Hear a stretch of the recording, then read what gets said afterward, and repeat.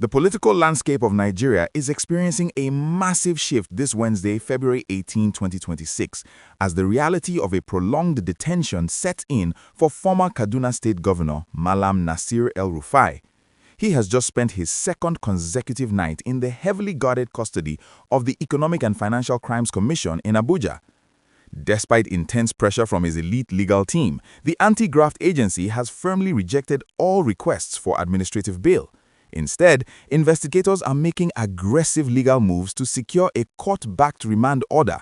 This maneuver would grant the EFCC the authority to hold the former governor indefinitely, extending his stay beyond the statutory 48 hours allowed by the Constitution.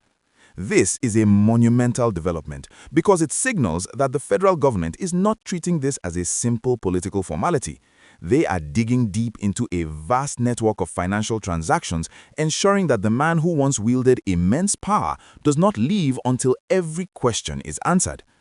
The atmosphere at the EFCC headquarters is incredibly tense, with sources confirming that El-Rufai has a massive mountain of financial allegations to clear before he can dream of walking free. To understand this drama, we have to look at how this week started.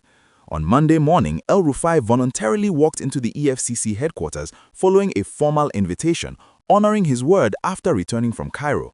His lead lawyer, Mustapha, a senior advocate of Nigeria, has been working tirelessly to secure his freedom. Mustapha passionately stated that his client is a law-abiding citizen who poses no flight risk. He argued that since El-Rufai returned willingly and promised to attend the sessions, the EFCC should grant him bail. However, the EFCC leadership is not moved. A highly placed official dismissed social media rumors of his secret release, making it clear that El-Rufai is still in custody. The agency insists they need more time to comb through the complex financial records of his 8-year administration and are prepared to present substantial evidence to a federal judge to justify keeping him securely behind bars. The main reason for this uncompromising interrogation revolves around a staggering 423 billion naira corruption probe. This multi-layered investigation stems directly from a 2024 report by an ad hoc committee of the Kaduna State House of Assembly.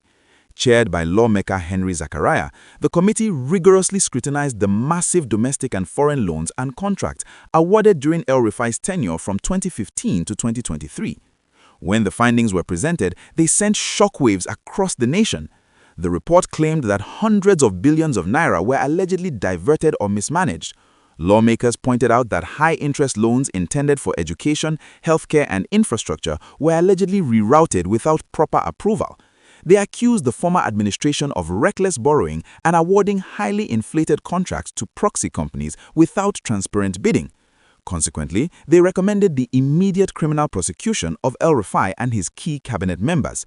While El-Rufai vehemently denies these allegations, calling the probe a vindictive political witch hunt designed by his enemies, the EFCC maintains they have spent a full year quietly verifying these claims before striking.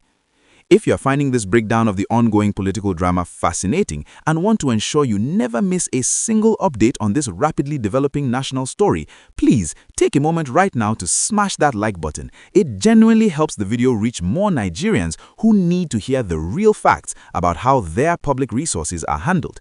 And if you are not yet part of our growing community, please click that subscribe button and turn on your notification bell so you will be the absolute first person to know when the federal court decides on his remand order. As if the weight of the EFCC probe is not enough, El-Rufai is simultaneously facing a much more dangerous battle with the Department of State Services. While answering grueling questions about state funds, the DSS has officially filed a devastating 3-count criminal charge against him at the Federal High Court in Abuja. This case, marked FHC/ABJ/CR/99/2026, elevates his troubles to a severe national security crisis. The heavy charges are rooted in the Cybercrimes Amendment Act of 2024. How did a former civilian governor end up facing federal cybercrime charges? It all traces back to a highly explosive television interview he granted on February 13, 2026. While speaking live on Arise Television about the recent attempt to arrest him at the Abuja airport, El-Rufai made a stunning public confession. He openly stated that he and his associates had successfully intercepted and bugged the encrypted phone communications of the National Security Advisor, Nuhu Ribadu. He boldly claimed he heard the NSA giving the direct order for his arrest. That single television appearance has now become a thick legal rope. Count 1 specifically accuses him of admitting to unlawfully intercepting the NSA's communications. Count 2 charges him with knowing the individuals who carried out this illegal wiretap and failing to report them to security agencies. Count 3 alleges that he and others used restricted technical equipment to compromise the public safety and national security of Nigeria. By painting him as an active threat who bugged the nation's chief security officer, the government is ensuring that getting bail will be an almost impossible task. But the nightmare doesn't end there. The Independent Corruption Practices and Other Related Offenses Commission, the ICPC, has also summoned him. He was supposed to honor his invitation today regarding the heavily funded but failed Kaduna Light Rail project. With 3 powerful federal agencies closing in, it's a suffocating legal encirclement designed to hold him accountable on all fronts. Naturally, this unprecedented systemic crackdown has ignited a massive political firestorm.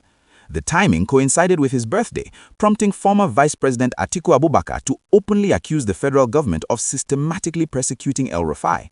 Atiku praised the former governor's courage and framed the legal ordeal as a calculated political attack aimed at weakening the opposition. Remember, El-Rufai recently defected to the African Democratic Congress and has been building a coalition to challenge President Bola Ahmed Tinubu in 2027. Many supporters deeply believe his current tribulations are a direct punishment for his political realignment. Meanwhile, respected voices like Hakeem Baba Ahmed are warning Nigerians not to dismiss these weighty allegations as mere politics.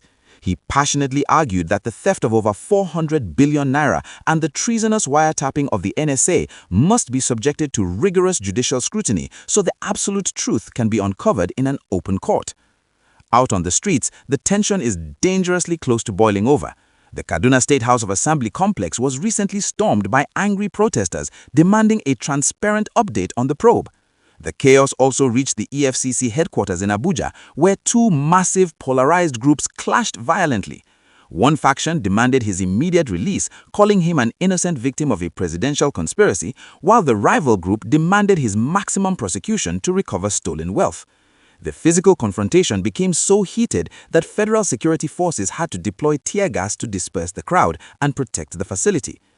As the hours tick by this Wednesday evening, El-Rufai's fate hangs precariously in the balance. His legal team is fighting desperately to stop the EFCC from obtaining that devastating remand order.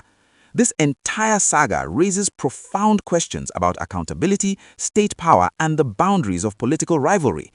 Do you personally agree with Atiku Abubakar that this is just a targeted political witch hunt designed to silence a powerful opponent before the 2027 elections? Or do you stand firmly with those who argue that absolutely no one is above the law and he must answer for the missing billions and the wiretapping scandal? Please share your detailed thoughts in the comment section below because I read every single one of them. Make sure you are subscribed and have your notification bell turned on because the exact moment the court makes a final ruling on his bail, I will be right here to give you the comprehensive breakdown of what it all means for the future of Nigeria.